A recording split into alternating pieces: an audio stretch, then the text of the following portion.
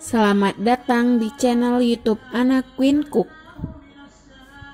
Nih ya, langsung aja kita mau buat sambal ikan tongkol khas Aceh. Kalau untuk kemamah, ikannya dijemur dulu kering, baru dipotong-potong. Dan ini ikannya sudah saya bersihkan, lalu saya rebus ditambah dengan air cuka, garam, dan setelah itu saya suwir-suwir, misalkan dari tulangnya. Nanti lengkapnya akan saya deskripsikan di deskripsi boxnya ya.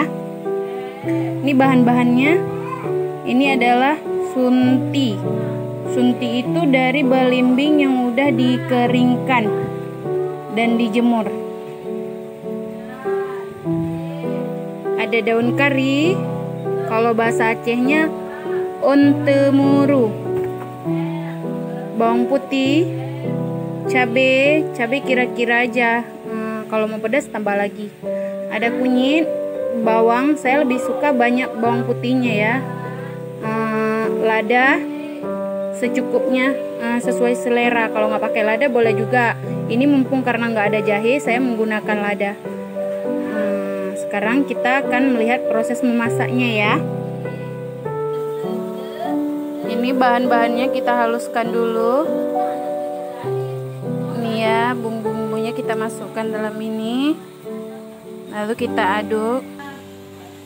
Ini ya, yang ikan tongkolnya tadi yang udah kita taruh bumbu halusnya dan daun kari. Kalau kalian mau tambah wangi lagi, bisa taruh batang serai 2. Ini bahan-bahannya seadanya aja ya. Nanti lengkapnya di description box. Sekarang kita tuangkan di minyak panas.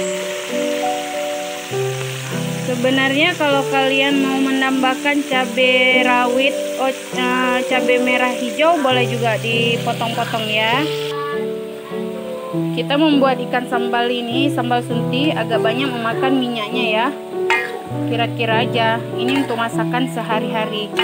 Dan keluarga saya itu sangat suka dengan ikan asam sunti. Kebetulan di Aceh lagi banjir ikan tongkol, jadi agak murah, jadi saya buat banyak sedikit. Ini 4 ekor ikan tongkol ya.